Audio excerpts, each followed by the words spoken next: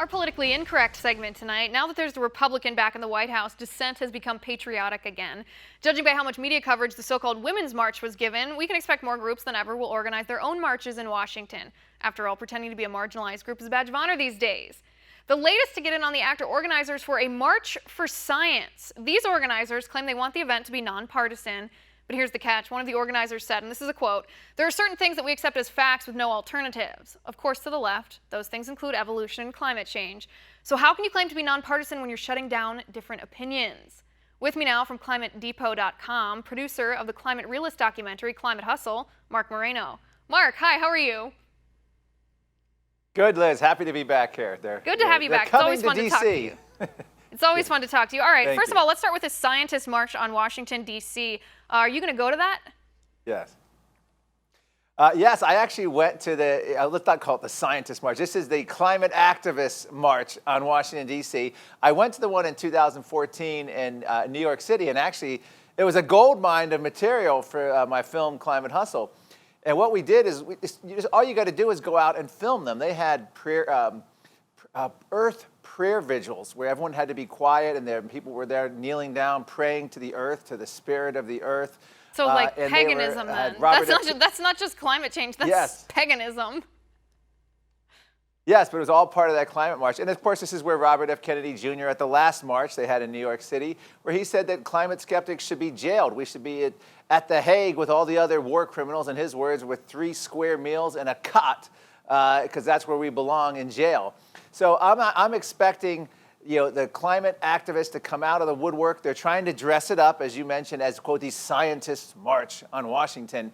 But this is going to be all the climate activists. And, we've had, around the same time, there's going to be a big skeptic conference about a week before in Washington, 2 weeks before, and that's going to have all the skeptical scientists here. So it's a shame we can't get the two to meet and have a good clash, but I think the timing won't be right. Yeah, good clash or a riot here. That's what you're hoping. What I'm hoping is that they have those posters about you that they had in Europe for the UN climate conference, where it said most wanted climate change skeptic. That was one of the best things that's ever happened to you.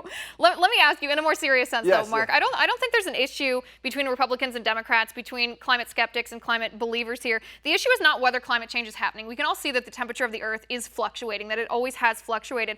The question here politically is whether the laws that our nation is trying to pass, Democrats are trying to pass, or the United Nations is trying to pass, whether those laws will impact the change and reduce it. Talk to me about that. Yes. Yeah, this is a big thing. In fact, the media, and I've been on a couple different shows and talking to media outlets, talking about this very thing, the semantics of this. A Trump nominee will go up and say, I believe the climate changes. Then the media runs out and says, oh my gosh, he disagrees with Donald Trump on global warming. They say, Donald Trump, if you don't say global warming is a hoax, they think Donald Trump thinks any climate change is a hoax because he did a tweet in 2012. And he said he was joking, but the media doesn't get that out of their heads. So what happens is, yes, climate change is real. Yes, man can influence climate, but you can't distinguish man's impact from natural climate variability. How do we know that? We know that from temperature. The hottest year declarations are another. We just went through a whole round of that, Liz, last week, where they claimed hottest year on record. And it turns out it was 1/100th of a degree, literally unmeasurable, well within the margin of error of the data set by the land-based temperature surface data. The satellites still show the global warming pause alive and well. There is no acceleration in temperature. Extreme weather isn't getting worse. Polar bear numbers are increasing. Sea level's not accelerating. We know the human impact is not there to be measured and to be distinguishable from natural variability. So I think what's happened here now is, the way skeptics should explain it is very simple. There's hundreds of factors that influence climate. Carbon dioxide is but one. The idea that we can fiddle on the margins with one of the hundreds of factors and have a temperature or weather outcome that they predict. In the film Climate Hustle, we have a scientist saying it's, quote, scientific nonsense. And all you really have to do, as you mentioned, is look at a cost-benefit analysis.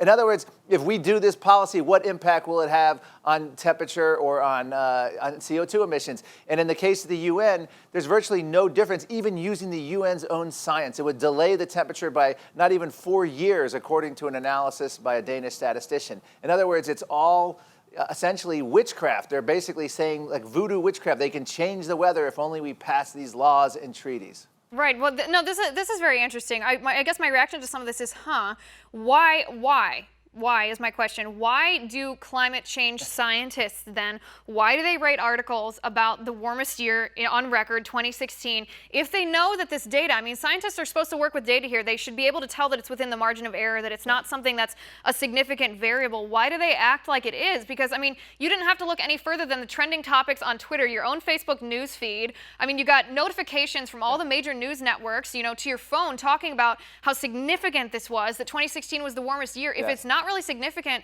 why do they try to make it seem as it is? Well, we know even the climate activist scientists, the former NASA scientist who'd been arrested 6 times, James Hansen, protesting the Keystone Pipeline. He endorsed a book calling for ridding the world of industrial civilization. This scientist actually said the hottest year declarations, quote, aren't particularly important, unquote. And we know they do it because it's part of their campaign cause. The media, you mentioned that, the media ran with it. Justin Gillis, the lead New York Times reporter, got an above-the-fold headline about the hottest year. You know what he omitted from that story? And it turns out the New York Times thinks its readers are either too stupid to understand something or they're deliberately leaving out information. And I believe it's the latter. He left out the fact that the hottest year claim was only hundredths of a degree, well within the margin of error of tenths of a degree, and actually was called out on it, and he said that the readers wouldn't be interested in that kind of data. Well, in other words, the New York Times readers wouldn't be interested in the fact that the entire story was bunk. That's what he's basically saying, and that's what we're dealing with. It's a campaign cause. These NASA scientists, everyone thinks, oh, well, these are serious scientists that are studying the data. This is the agency that put men on the moon. The actual scientists who put men on the moon and engineers have condemned current NASA. The current NASA just recently had a scientist, again, who endorsed a book calling for ridding the world of industrial civilization, who gets literally arrested at every chance he can, gets handcuffed and taken away. These are activist scientists in charge of our federal temperature data, and everyone's all shocked. Whoa, they're making this big declaration. Right. Why would they be lying? It's not that they're lying, it's that they're juicing the system, they're running a campaign cause, and they're leaving out the vital information that their statistics are essentially meaningless. I guess the hottest year declaration is meaningless. To me, it bullets down to there's nothing wrong with activism, believing in your cause and doing what you can to advance your cause. There's nothing wrong with that. It's called activism, but that needs to be separated from science. Science, there shouldn't be a political agenda wrapped within it or behind it. Scientists need to be able to challenge their own conclusions in order to make sure that they're not faulty. And when there's an area of science like this where scientists can't challenge it without being kicked out of the field, that to me is a big problem. Marc, thank you so much for coming on, addressing these things. It's always fun to talk to you.